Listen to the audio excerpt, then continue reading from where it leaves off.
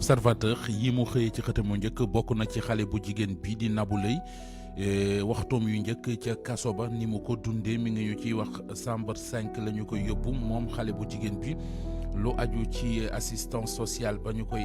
ko defal ak it ñamu fekk ca kaso ba ñu naan leen ay co-détenu niñ ko doon consolé doon ko dalal l'observateur ñëw naa ñu nit ci xew-xewi jamono yu yéeme bokk na ci benn waay bu sol kagul fajar nee nañu moom la bett beneen waay ci néegam ca Médina Gounass daa di koy dóor balu fetal ndax saagam la bëggoon a jël l'observateur mi ngi ñuy xibaar it zone de captage fii ci Ndakaaru lu doy waar lu fa xew mu di genn góor mu benn pa bu ñu fekk mu faatu ci auberge la ca xew yéenekaay bi nañu bari nay lees waxul yu ci am livre bilan Macky Sall wane na kon ay réalisation yu mu def diggante 2012 ba 2024 gi mu fi jugee moom président de la République ba woon di Macky Sall l'observateur xëy na seq waxtaan it ak footballkatu Sénégal bii di Mbaye Diagne Sud Quotidien ñëw ak ñun ci livre bilan 12 ans yi Macky Sall ci nguur gi nee na Macky tontu na Diomaye ak Sonko. Le Quotidien dikk ak ñun ci procédure de dissolution HCCT ak CESE mu ne assemblée nationale kon jëlaat nay pouvoir am Walf Quotidien di ñu xamal livre blanc bi nga xamante ne ji kon gaañe teg nañ ko ngir challenger projet bi Les Échos xëy ñu xamal lu doy waar it mu di koo xamante ne ji convoyeur de fonds la moo ñuy jox xaalis ñu di ko yóbbu ci banque yi nee na benn gangster moo ko topp ba ci biir néegam jël fetal tiire ko ngir mën a jël xaalis ba loolu journal bi di Les Échos moo ko bind enquête nañu 12 ans fukki at ak ñaar yi Macky Sall def ci bopp réewum Sénégal APR défendre nañu ñoo ngi défendre bilan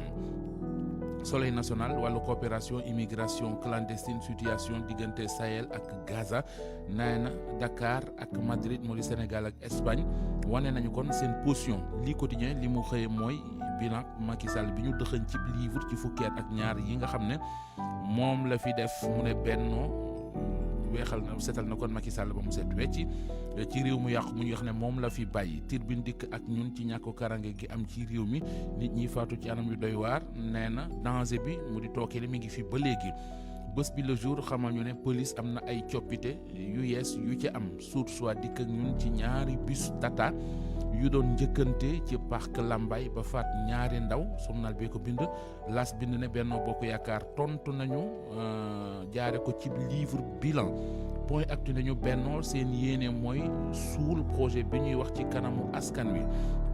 Vox Populi di ko ñun ci livre bilan bu Macky Sall ngir tontu pouvoir bi ne wax ne réew mu yàqu lañ fi fekk assemblée nationale témoigné nee nañu lu aju ci Benno ak Yewwi daanaka ñoo ko ci seen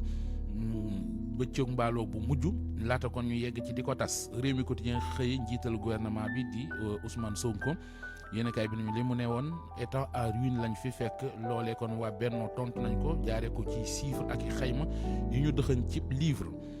ki moom première bête ginnaaw bi ñu ko tegee loxo Libération xëy na dañu xibaar lu yes ci mbiram mooy bracelet électronique la ñu ko takkal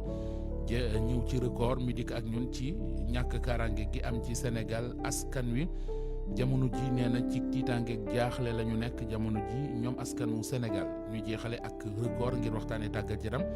Ligue 1 ba ca France tey ji bu 6h45 jotee ci ngoon maanaam 18h45 Strasbourg ak Lyon danañu football Lyon fa la Moussa Niakhaté nekk Strasbourg fa la kii di Diarra nekk loolu la yéenekaay bi di xam ne na kon Niakhaté ngir mën a reprendre Diarra ngir mën a enchaîner ay ndam ci championnat bi Aladji Babacar